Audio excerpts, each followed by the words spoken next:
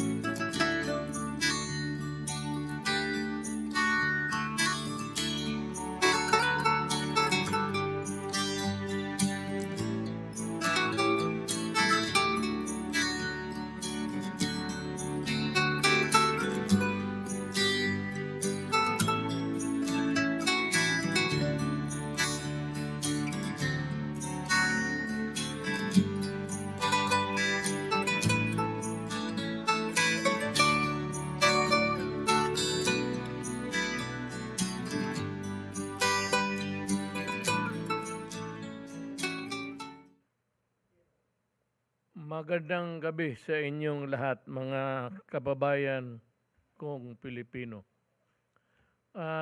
We are here to give you the updates of the government's pandemic response at yung mga ibang bagay na dapat ninyong malaman. We would like to start by reporting good news. Pumunta ako sa Sariaya Bypass Road in Quezon. We visited Quezon Province last week to inaugurate. Nagbisita kami doon sa Sariaya Bypass Road. Napakaganda ho nito. It is a new 7.42 kilometer bypass road. Starts at the Manila South Road, Daang Maharlika Road, and ends at the Quezon Eco Tourism Road.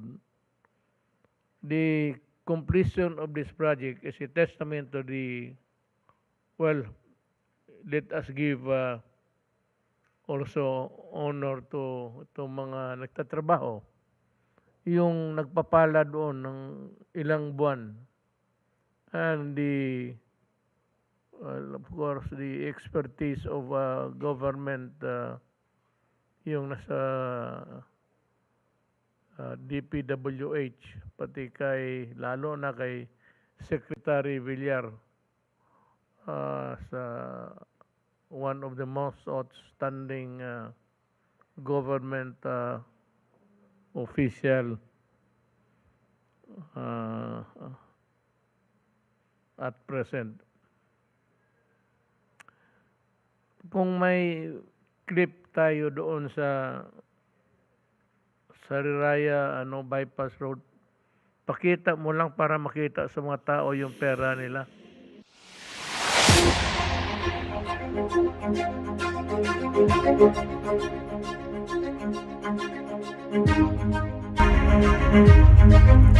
The Sariaya Bypass Road. The 7.42 kilometer Sariaya Bypass Road passes the Manila South Daang Maharlika and ends at Quezon Eco Tourism Road. It includes the construction of a 4-lane concrete road and 4 2-lane concrete bridges. The bypass road reduces traffic volume along Daang Maharlika by 70% as it removes a significant number of trucks from local roads. It reduces travel time between Sariaya and Lucena by up to 40 minutes. It provides convenience to motorists and travelers to different provinces in southern Tagalog region.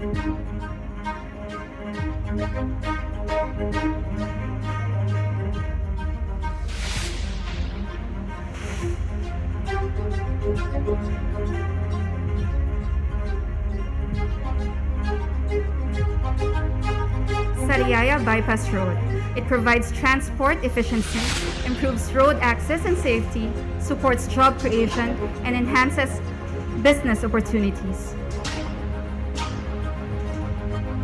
It boosts social and economic development in Quezon Province. The bypass traffic along the Maharlika, and it saves up to 30 minutes of travel. Ako po si Isidro B. Omon. Kasi sa barangay Magauno, Sariaya Rizal. Ako po ay nag-sponsor sa harap puntas. Napakalaki po ng pagbabago ng nalagyan ng bypass road. Napakamadali po galit ang aming mga kalakal sa pamilihang bayan. Dahil po nang wala pa ang bypass road, napakahirap po ng maglabas-labas ng aming mga kalakal. Kaya napakalaki po ng bypass. Dahil po nang magkaroon ng bypass road, nakapagtayo po kami ng mga tindahan sa gilid po nito. Napakarami po namin tulungan na magkaroon ng negosyo.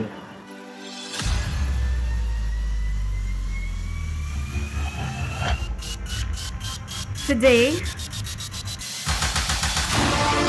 the President formally opens the 7.42-kilometer bypass road.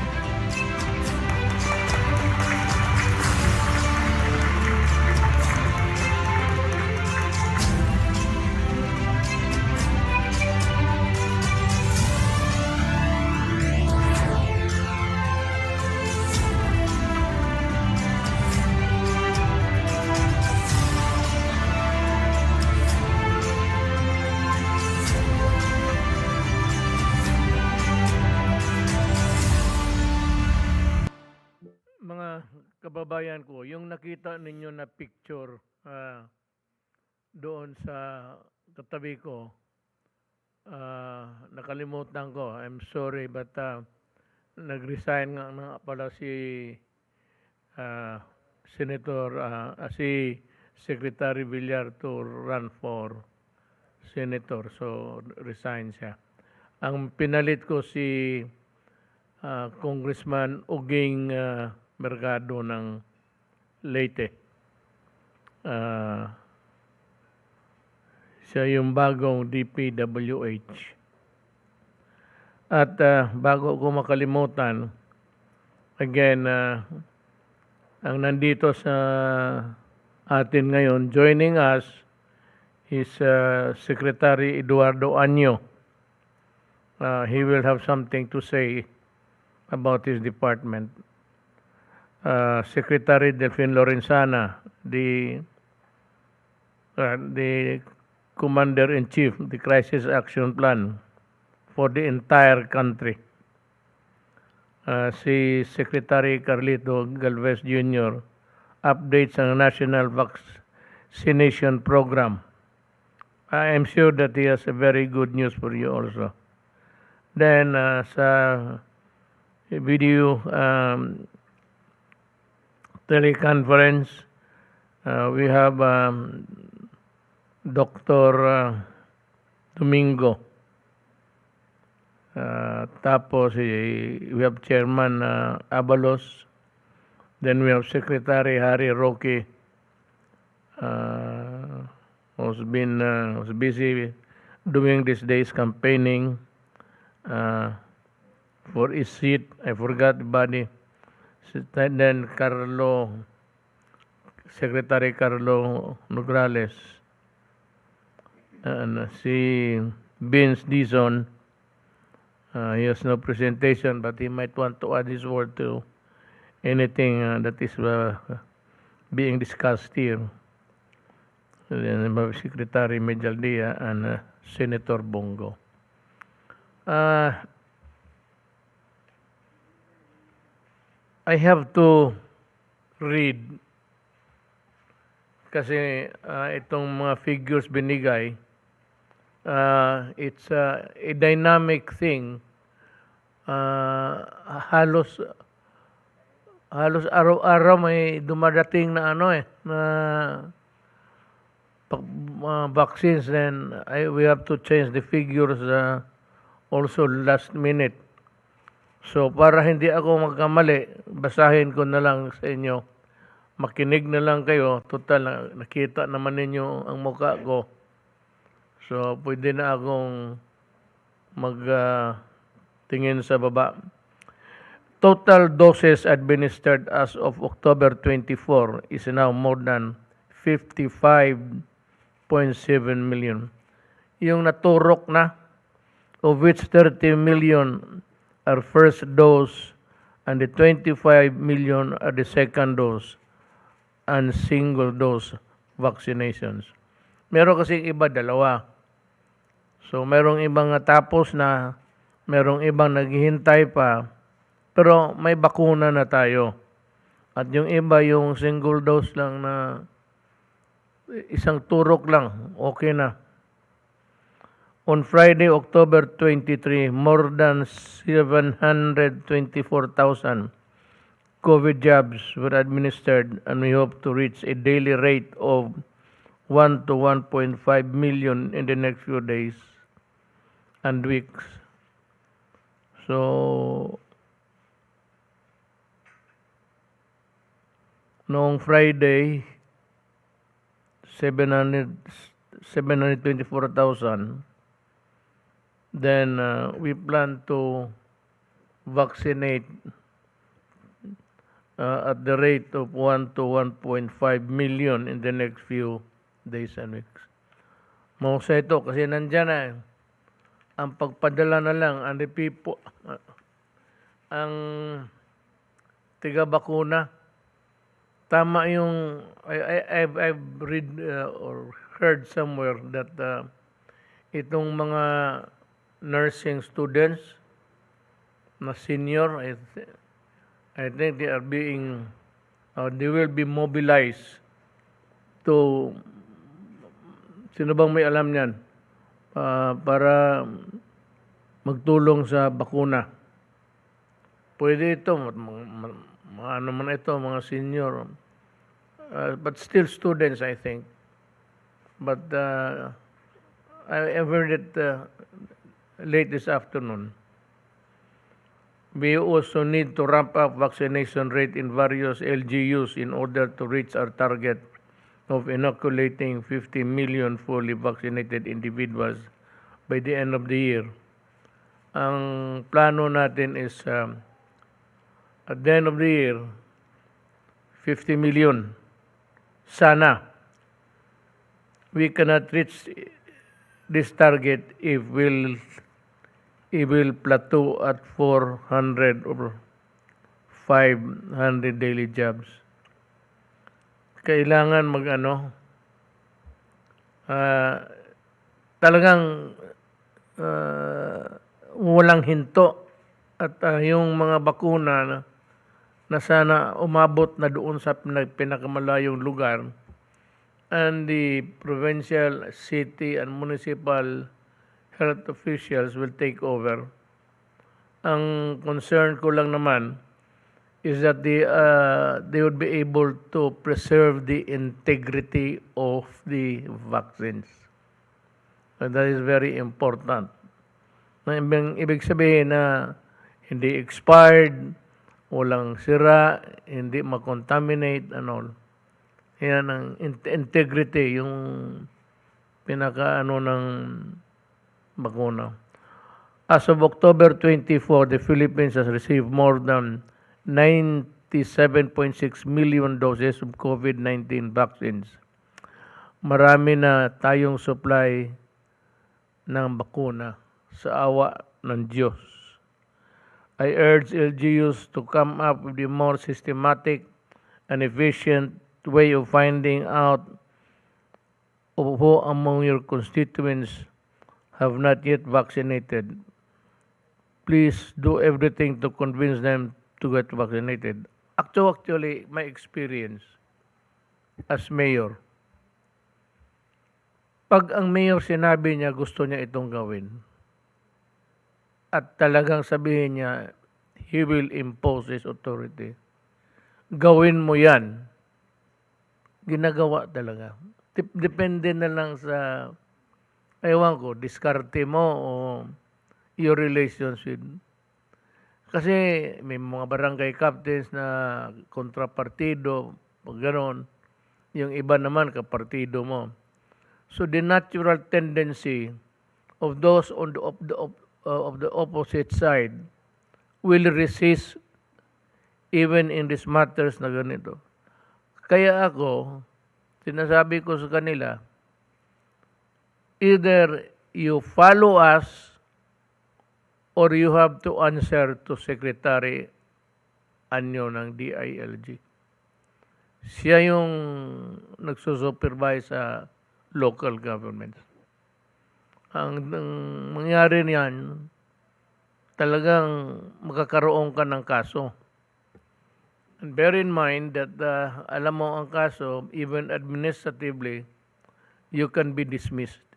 It includes dismissals from office, suspension, mga ganon, forfeiture of pay, or outright dismissal. Kaya wala naman tayong away dito sa bakuna. Wala naman tayong away doon tayo sa sakit. Hindi mo natin ito gusto. I'd like to appeal to the mayors and the barangay captains na magpasya lang siya ng kalahating araw. Tanungin niya kung sino pang hindi nabakunahan. At sabihin niya na kung merong scheduled na bakuna, he will see to it na sabihin mo gusto kitang makita doon. Kasi maghahawa-hawa ka lang ng ibang tao kung ayaw mo. The first phase of our vaccination of minors aged 12 to 17 launched in NCR last October 15 was successful. So binabakunahan na yung mga bata. On Friday, October 22, we launched phase 2 of our pediatric vaccinations with more hospitals participating in various LGUs in the national capital regions. Pero binisaya yung pero aabot rin ito sa inyo in due time. This is a matter maybe of days. Nandiyan na yung bakuna. Pag-transport lang and to gather the human resource there in the sitos where we intend to conduct the vaccination. Kung sabi ko nga may cooperation lang tayo ng lahat ng mayors, pati barangay captains, walang problema. But you have to impose your authority, not impose your will. Anything that you do, anything that we do here, this is not for, hindi naman to atin. Wala man tayong nakukuha dito na magpagalit-galit nga. But you have to sabihin mo na sunod ka nito kasi ito utos ng gobyerno. As of October 24, more than 9,900 pediatric vaccinations in 26 hospitals have been recorded according to DOH. Around 144,000 minors are targeted for inoculation under the two-phase pediatric vaccination pilot in Metro Manila with priority to those with comorbidities.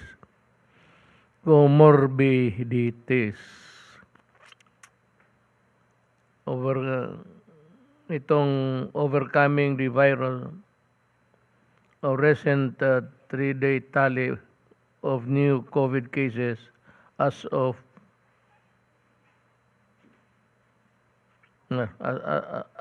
October 23 went down to 5,000. Then 5,000 papunta pa talaga sa 4,000 medyo mababa na. So, okay na siguro ang takbo natin sa awa ng Diyos. Palagi tayo ng awa ng Diyos kasi kawawa tayo pag iniwan tayo ng Diyos. A similar downward trend for positivity rate was recorded from 10.3% on October 23 down to 9% today. This means that only 1 out of 10 persons tested will turn as positive of COVID-19. Another good news is that the reproduction rate of the virus continues to go down from 0.55 last Thursday, October 21, to only 0.52 on October 23. According to a criteria published by the World Health Organization on May 12, 2020, a reproduction rate of 1 below 1 is the decline indication that the epidemic is kontrolado na and declining. We have to touch on the blue ribbon topic, whether we like it or not.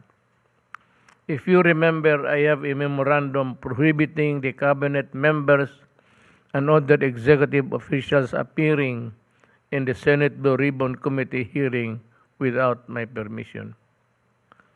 At last, the members of the Senate Blue Ribbon Committee have finally seen the light. We welcome this move of bringing the legality of the memorandum to the Supreme Court. And we would like to congratulate the members for realizing, albeit late, even late, that it is the court which should eventually decide on the constitutionality of the order, and we will defend it. But we are not saying that we are the best mind here. It's a question of law, an issue of law, and it could either go either way. You win, you lose. But ang maganda is ang Supreme Court, dalhin mo doon kasi doon talaga magtapos itong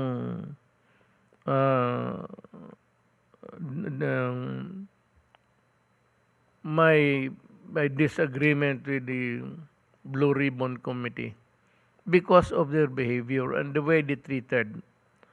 Ang sabi ko nga naman, you crumple, durugin na ninyo yung parmalin, pero yung mga tao ko sa gobyerno, yung ipinapatawag ninyo at pahintayin ninyo ng ilang oras at hindi naman ninyo tatawagin at kung nandoon, iniinsulto ninyo, para bang walang alam mga muron ang kaharap ninyo, sabi you're impertinent. Yung mga judge lang yan eh. Ito dapat si Gordo, maglipat siya sa judiciary. Kasi doon siya magsigaw-sigaw. At baka sa awa ng sheriff pa niya ang babaril sa kanya. Hindi yung ugali na yan. This is not feudal times. You have to be courteous. If you want to be treated with courtesy, you have to practice it. Now, sino maligayahan yan kung ganun ang ginagawa mo? Kung ako sakali na, kung ako ang natawag, hindi mo ako masigawan ng ganun. Magsigawan tayo. Kulungin na ninyo ako hanggang kailang gusto ninyo. Pero I will not allow you to shout out at me. Hindi ako papayag ng ganun. Magmurahan tayo dyan sa loob. Magpunta ako sa Supreme Court. Sabihin ko sa Supreme Court, minumura ako itong mga Anong gawin ko? Hindi naman ako This is not, hindi na panahon ng mga katsila ito o Amerikano. You can ask the question without raising your voice or adding an insult to your remark. Mahirap. Buti ito. This is by far the most decent thing the committee has done, and we are most eager to answer whatever questions you have regarding my not allowing officials of the executive to attend your hearings that are legislative purposes. Alam mo, pagdating ng Supreme Court, ipasupi na lang namin yung entire proceedings na kuha ng TV. I think government also has a record. Sabi namin sa Supreme Court, tingnan mo actuations. Look at the behavior. Do you think that you'd be happy appearing there answering questions for the government? Yung ano ba tawag nitong? Para lang yan sa law. Abogado ito sa para lang yan sa mga judges pati professor sa eskwelahan. Wag mong gawain yan dito sa mga doktor yan. Hindi naman.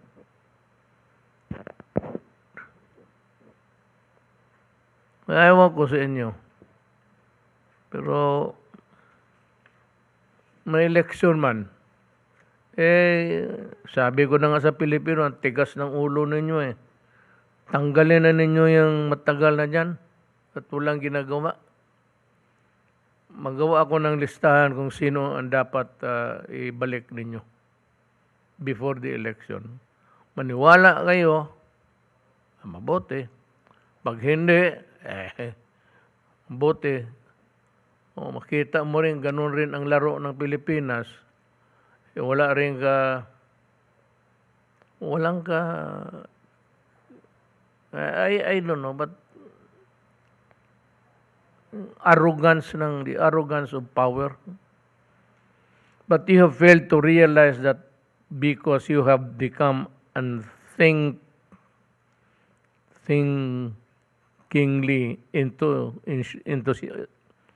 enthusiastic.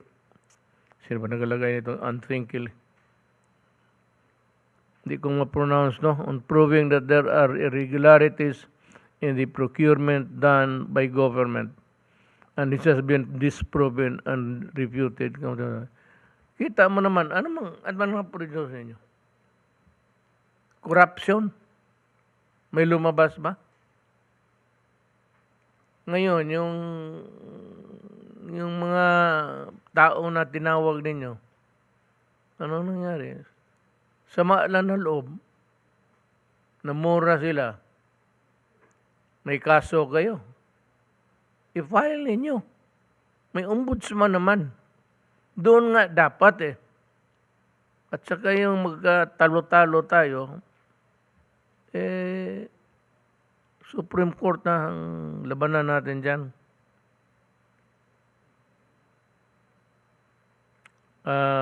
We thank God for the decline at magpatuloy tayo na sumunod lang sa gobyerno. Huwag mo tingnan ng anong sumunod ka lang. Ako, I always refer to Davao because galing ako doon at saka pinakatagal ako mayor, 23 years. Ang sinasabi ko lang doon pag may maabutan ako na gulo, anong batas dito? Sir, ganito. Sundin ninyo. Period. Kung ayaw ninyong sumunod, gusto ninyo pipilitin ko kayong sumunod kayo. At hindi maganda yan. Hindi talaga maganda. Yun lang. Wala nang maraming Istorya. Sir, pinatawag ako nito, gano'n. Bakit? Tapos, anong nangyari gano'n? Ano ba, sir? Oh, ito yung batas. Huwag ka nang sumunod. Umuwi ka na. Karamihan yan yung mga sa hinihiring ng barangay, yung lupong tagapayapa. That's a source of, medyo magulo dyan sa barangay law. Kaya, sabihin mo lang, what's the law? Follow the law para wala tayong... I'd like to hear Secretary Anyo first. Thank you po, Mr. President. Please put my slide. Mahal na Pangulong Duterte, Executive Secretary Salvador Mediadea, Senator Bongo, mga kasama sa kabinete, mga kababayan, magandang gabi sa ating lahat. Ako po ay nagagalak na ibahagi sa inyo ang mga nagawa ng DILG sa loob ng mahigit 5 taon ng ating pamumuno. Next slide. Aming hinahangad sa DILG na maitaguyod ang mga komunidad upang mapanatiling mapayapa, progresibo, at matatag kung saan masayang naninirahan ng bawat Pilipino sa ilalim ng inyong pamumuno. Next slide. Dito po sa peaceful communities, pinaigting natin ang ating law enforcement and legal offensive kontra droga, katuwang ang iba't ibang ahensya na kasapi ng Interagency Committee on Anti-Illegal Drugs or ICAD. Dahil dito, dumami ang mga operasyon, mga naaresto at mga sumuko. Partikular na ang mga high-value targets na umaabot sa 13,244. Pinalakas din natin ang mga inorganisadong institusyon katulad ng Anti-Drug Abuse Councils sa mga probinsya, syudad, munisipyo at hanggang barangay upang mapanatili ang kapayapaan at kaayusan sa mga komunidad. Dahil po dito, halos 22,858 na barangay ang naideklarang drug cleared mula sa dating kabuang 42,045 na apektado ng droga. Nakikita po din natin na umabot po sa 64 billion ang ating nasamsam na droga. Hindi pa po kasama dito yung 10 billion na nakuha natin sa loob lamang po ng 2 buwang nakaraan. Next slide. Atin ding na-rehabilitate ang mga naaresto at mga sumuko sa pamamagitan ng mga itinatag na treatment and rehabilitation centers sa iba't ibang lugar at gayon din sa mga barangay. Dahil dito, kalahati sa may 1.2 million drug dependents na ito ay nakatapos na sa programa ng PNP. Sa buong bansa po ay meron na tayong 22 Regional Drug Abuse Treatment and Rehabilitation Center under po ng DOH. Next slide. Naging katuwang din tayo ng pamahalaan sa pagbibigay ng serbisyo at tulong sa malalayong komunidad upang mabawasan ang impluensya at suporta nila sa mga communist terrorist group.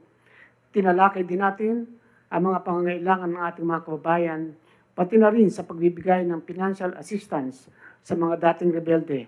Nakita po natin dito, total po ng 7,244 former rebels, regular at militia, ang nakatanggap ng 541 million financial assistance dahil sa e-flip. Next slide. Ating pinalakas ang hanay ng Philippine National Police, Bureau of Fire Protection, at Bureau of Jail Management and Penology sa pamamagitan ng pagtaas ng sweldo ng ating mga uniformadong kasama. Maraming salamat po, Mr. President, sa pagdoble sa sweldo ng ating uniformadong hanay. Pati po kami mga retirado ay kasamang nakinabang po dito. Next slide. Kasama na dito po ang pagbili ng mga modernong kasangkapan gaya ng baril, sasakyan, komunikasyon, fire truck at iba pang mga kanilang magagamit sa pagsasakatuparan ng kanilang mga tungkulin. Next slide. Hindi rin natin pinalampas ang mga tiwaling kawani sa PNP, Bureau of Fire Protection at PJMP. Ang bawat reklamo ay masusing iniimbestigahan. Ang mga mapapatunayang nakasala ay pinatawan ng mga karampatang parusa o tinatanggal sa serbisyo. Halos 5,000 po ang pinarusahan ng Napolcom at 5,178 police officers din ang natanggal sa serbisyo. At hindi pinaigting ang pagpapatibay ng karakter, kakayahan at kapasidad ng ating mga uniformadong hanay upang maging mas epektibo ang pagtupad sa kanilang mga tungkulin. Next slide. Dahil din sa mga hakbangin ito, ay bumaba ang dami ng krimen sa ating bansa ng 34% at mga index crime ng 70% noong 2020 kumpara sa taong 2016. At patuloy po itong bumababa ngayong taon. Kahit po sa survey, masasabi po ng mga kababayan natin ay sabi nila ay mas feel nilang ligtas sila according po sa ating survey. Next slide. Bukod po sa pagpapanatili ng kapayapaan, tuloy-tuloy pa rin ang pagpapanday upang maging progresibo ang ating mga komunidad. Ito ay sa pamamagitan ng pagsuporta sa pagpapatayo ng mga mahalagang infrastruktura at iba pang proyekto na siyang susi sa tunay na pag-unlad ng mga barangay. Sa katunayan nga po ay mayroon po tayong support to the Barangay Development Program na kung saan po ay nakapag-release na po tayo ng 16.24 billion para sa 812 barangays. At ito po ay binubuo ng 2,317 projects. Ito po yung mga barangay na ating na-clear mula po sa impluensya ng Communist Party of the Philippines at New People's Army. At dito po kasama ang mga proyekto upang masigurado ang mayroong mapagkukuhanan ng tubig ang bawat komunidad sa ating bansa. Dito po sa ating salintubig at assistance to municipalities na nakatutok sa water projects. 3 million households po ang nakinabang dito sa mga nabigyan natin ng malinis na tubig. At nagpatayo rin tayo ng mga kalsada, tulay at pang mga mahalagang infrastruktura tulad ng evacuation centers na ginagamit ng mga mamamayan. Ang total po sa assistance to municipalities at conditional match grant program sa ating mga probinsya, nakapagtayo tayo ng karsada na kasing haba ng 6,218 kilometers sa buong bansa. Next slide.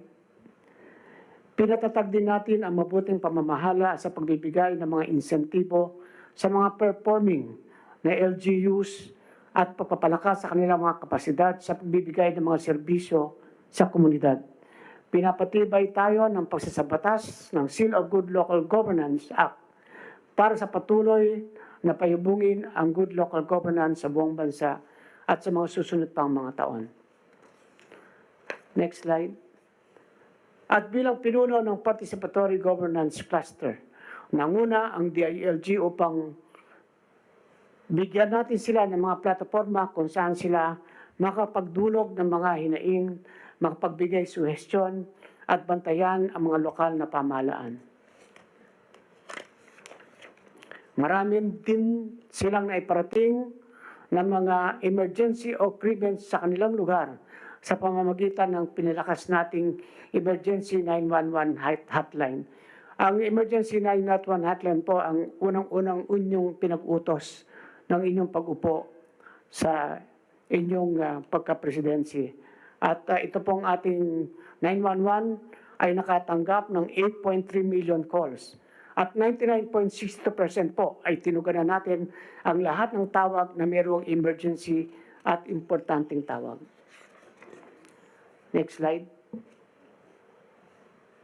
Ang mga hinaing kontra sa korupsyon at iligal na gawain ay ating tinugunan.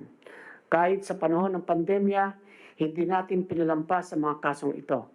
Amin pong inimbestigahan at sinampahan ng mga karapatang kaso, ito man ay tungkol sa korupsyon, sa kaban o pondo ng bayan, sa mga road clearing operations na ginawa natin at sa COVID-19 response, kasama na rin po ang pag-distribute ng ating ayuda.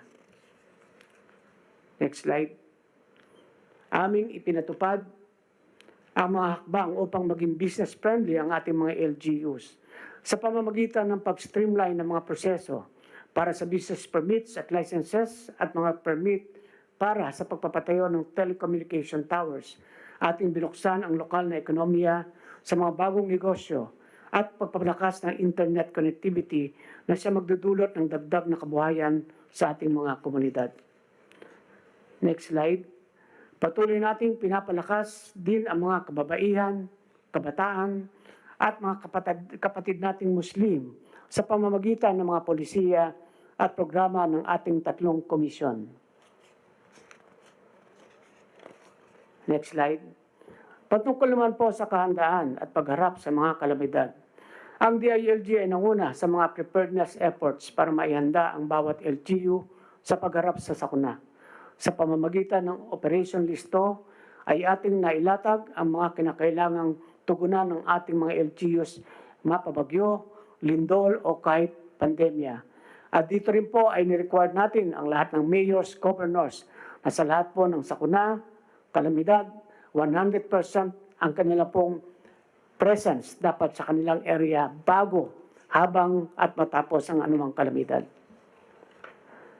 Dineploy din natin ang mga kasapi ng PNP at Bureau of Fire Protection upang agarang tumugon sa mga kalamidad.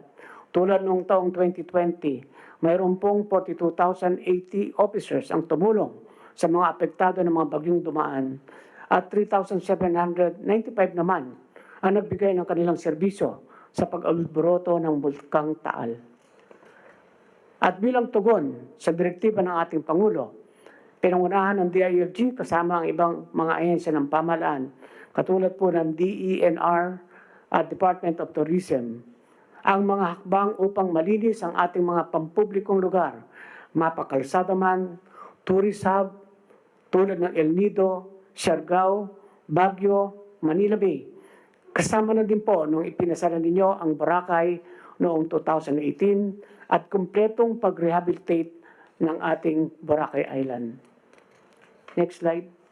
Sa pagharap sa pandaigdigang pandemyang dulot ng COVID-19, sinigurado ng kagawaran na umaayon ang bawat LGU sa mga direktiba ng IATF. Kasama dito ang pagsunod sa mga minimum health standards at community quarantine protocols. Inatasan din namin ang mga LGUs na magbuo ng kanilang contact tracing teams na pinalakas lalo ng contact tracers na kinuha ng ating ahensya para na rin sa pag-roll out ng Stay Safe Philippines application. Patuloy din namin sinisiguro na ang bawat LGU ay may mga isolation facilities, pati na rin ang pagtuloy sa mga pangangalaga sa mga nagpositibo sa COVID-19. Next slide. Sinigurado din natin na ligtas na maibukas ang ating lokal na ekonomiya sa pamamagitan ng pagbibigay ng Safety Seal Certification sa mga establishments at lokal na pamahalaan, pati na din ang pagpapabilis ng pagbabakuna ng mga LGUs sa kanilang mga nasasakupan. Kasama din po ang Philippine National Police, BFP at BJNP na siyang naging kaagapay ng departamento sa mga aktibidad ng mga LGUs sa pagbabakuna. Katulad nga po ng utos ninyo, atin pong pinulong ang mga mayors at governors noong nakaraang Biyernes. At ngayon po ay todo bakuna na tayo sapagkat ang ating pong layunin ay ma-attain ang 70% na first dose ng eligible population by November 30 at 70% ng eligible population ang fully vaccinated by December 31, 2021. At atin pong kakasuhan ang mga concerned LGUs kapag meron pong nasayang o nag-expire ng mga bakuna. Dahil din po dito, saludo ako sa bawat membro ng DILG at mga kaugnay naming ahensya dahil sa kanilang pagpupursige at patuloy na makamit ang ating mga hangarin.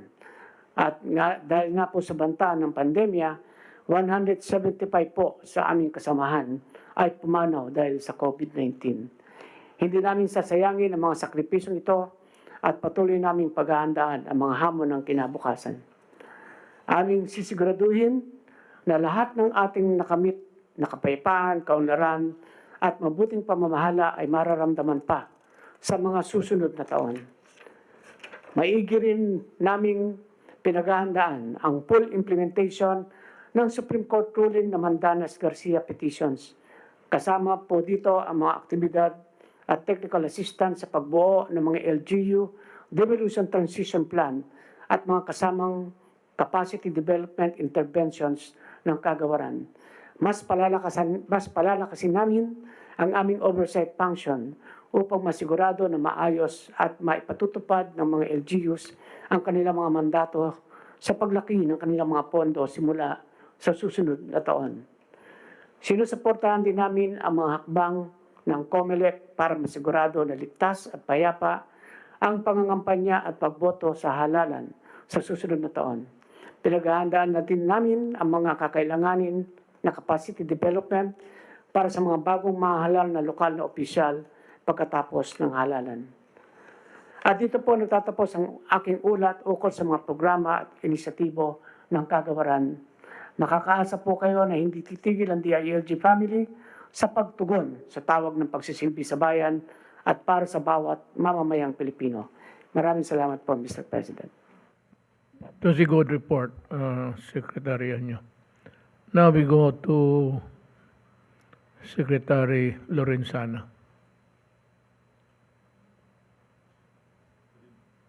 Good evening, Mayor. Good evening, IS and SBG. At magandang gabi rin sa mga kasamahan ko sa kabinete. Ito po yung ating mga nakalap na mga ulat nitong nakaraang linggo, Mayor, sa ating Crisis Action Plan. Kung matandaan po ninyo, ating tinatag ito nung mga 2 buwan na nakakaraan nung biglang tumaas yung bagong kaso ng COVID na umabot ng 22,000. Makikita po natin ngayon dito yung mga magagandang balita sa makikita natin mamaya sa mga nangyayari sa kapaligiran, sa kapuluan. Next slide, please.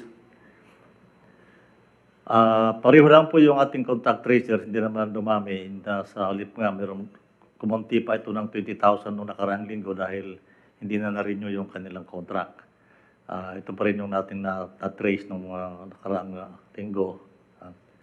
Ang COVID-19 test conducted at 379 noong nakaraang linggo. At total na tayo ngayon ay 21.2 million. Next slide, please.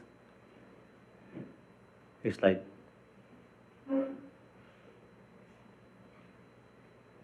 Next slide, please. Itong magandang numero, Mayor, itong license beds natin, ang occupancy rate natin ay 17% na lang. Napakarami nating bakante. Ang ibig sabihin ay kumukunti na yung mga nagpupunta sa ospital na masilan ang kalagayan. Next slide. Ito rin naman po yung minimum public health standard strictly implemented ay bumaba rin po, Mayor, yung violation of yung minimum public standard ay 56% ang binaba, yung barred from exiting checkpoints ay 53%, saka yung offers ay 60%. Ibig sabihin po ay tumutupad lahat, maraming tumutupad sa mga public health standard natin. Next slide. Ito maganda po ito dahil yung ating healthcare HUR, its healthcare utilization rate, ay bumaba na naman sa 48%. Halos kalahati na lang po ang okupado sa mga hospitals natin. Meron tayong licensed hospital base na 40,000, ibig sabihin 20,000 lang ang okupahan dyan. ICU is 4,420, 20,881 naman yung isolation unit, saka 14,856 yung wards. At saka mechanical ventilators ay 3,243. Next slide, please. Ito naman yung ating subclusters, yung mga dumarating mula sa ibang bansa, 16,753 OFWs ang na-quarantine natin. Ang total po ngayon, running total ay 277,591. Itong positivity rate natin ng mga dumarating na returning overseas Filipinos ay umaba sa 1.42. Napakalit lang ito, Mayor, itong numero na to. which means that yung mga dumarating ay hindi na masyado silang infected. 11,985 naman yung fully vaccinated na ROFs and foreign assisted nationals. Total of 123,357. Next slide, please. Ito naman yung ating border subcluster, yung quarantine rooms for returning Filipinos in NCR, Clark, Cebu, Davao ay 80,687. Ang occupancy rate ay 74%.